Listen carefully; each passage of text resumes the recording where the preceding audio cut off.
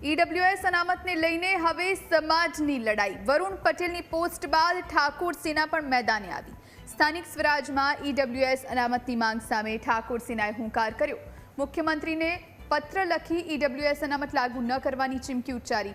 जो બંધારણીય ફેરફાર થશે તો 2027માં પરિણામ ભોગવવા માટે તૈયાર રહેજો તેમ હિતેશ ઠાકોરનું કહેવું છે। 2.5 કરોડની વસ્તી ધરાવતા કોળી ઠાકોર સમાજને અન્યાય ન થવો જોઈએ તેમ પણ તેમનું કહેવું છે।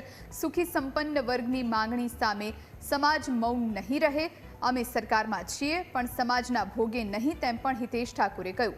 ફાળો ઉઘરાવી અપક્ષમાંથી લડીશું પણ અન્યાય સહન નહીં કરીએ। ઈડબ્લ્યુએસ અનામત અંગે નિર્ણય લેતા પહેલા કમિશન બેસાડો તેવી વાત પણ હિતેશ ઠાકોરે કહી છે।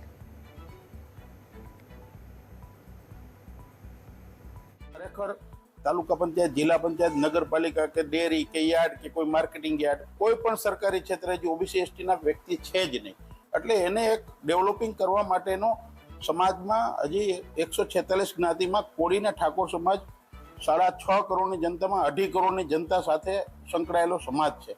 આ સમાજ હજી પાપા પગલી ભરી રહ્યો, એટલે દરેક સમાજની આ પરિસ્થિતિ છે। એટલે આવનારા સમયમાં આ સમાજને 2027ની જે ચૂંટણી આવે એમાં આ સમાજને શરૂઆત થઈ છે। હજી શરૂઆત થઈ તો આના વિરોધ થવા માંડ્યા છે।